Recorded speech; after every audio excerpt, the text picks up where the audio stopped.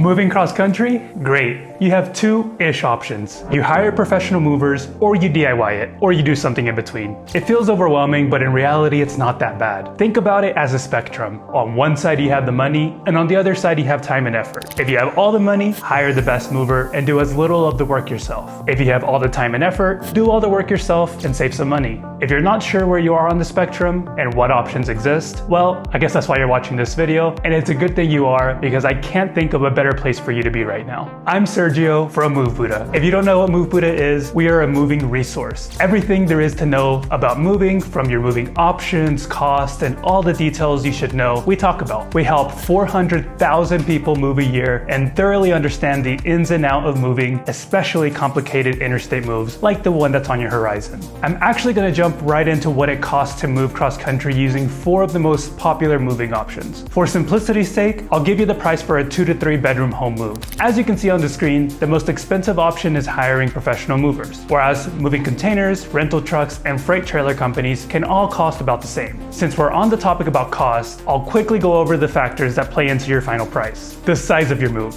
The bigger your move, the higher the cost. Supply and demand. Moving to a popular city, quotes will generally be higher in areas that experience more demand. Access issues. If you're parking or pulling a large truck up to your residence is an issue, it may limit your moving options. Moving companies will typically charge more in those cases as well. Time of year. Mid-May to early September is considered the busy season in the moving industry. Because of the increased demand, you can expect to pay 30 to 40% more for your move. Bulky items. Hot tub, pool table, gun safe. These things are a pain to move and may result in extra fees when you're using a full-service moving company. Region of the country. If you're moving to a rural area far from a major highway, it's likely to cost you a little bit more due to added transportation costs. Move dates. The beginning and the end of the month tend to be more expensive because they are in higher demand. Weekends also typically come at a premium price. All of these external factors are exactly why it's so difficult to give you a more precise or real answer about how much your cross-country move will cost. However, we have a solution for that. Go to our moving cost calculator in the description for a ballpark estimate of your move cost. Just plug in your origin, destination, move date, and move size, and you'll instantly get a personalized estimate of what your move should cost. Let's talk about what option is right for your cross-country move. Up first is a truck rental. Truck rentals are the truest DIY option. You go to your local truck rental company and you do all the work yourself. Pros. This has the lowest upfront cost. This may be the fastest way to get the job done since it only depends on you. Cons. You still have to pay for expenses such as fuel, hotels, food, etc. as you drive across the country. Also, there is no storage available if needed, and in-transit damage is not covered by insurance. Who is this option ideal for? In reality, almost nobody for a cross-country move. Unprofessionally packing, unprofessionally loading, and unprofessionally driving a huge unfamiliar truck full of all of your belongings for thousands of miles is honestly not something I can recommend for most. There are better options that will cost a similar amount of money, such as moving container companies. These are like truck rentals in that you pack and load everything yourself, but you don't do the driving. The moving container company drops off the container at your origin and takes it to your destination after you finish loading it. Then you unload it and they take it away forever. Pros. Like we said at the beginning, moving container companies are still quite affordable, especially for small to medium-sized moves. Delivery time is fast and accurate for a cross-country move. Expect 8 to 12 day delivery time. For storage, these containers double as a storage unit. This means that if you need storage for your belongings, there are few options better since you don't even have to unload and reload your belongings at a storage facility. Cons. It can be difficult if you have limited space to keep your container, and you still have to do some of the hard work yourself. Who is this option right for? If you're moving a small home, moving containers are a fantastic alternative to truck rentals. This should be what you consider if you're looking for a more affordable option and are okay with doing some of the work yourself. If you have a larger move, it will take multiple containers and the price will stop making so much sense. In those cases, I recommend freight trailers. It's all of the same benefits as a moving container, but for larger moves. The cutoff of whether a moving container or a freight trailer is right for your move is right around a 2-bedroom home move.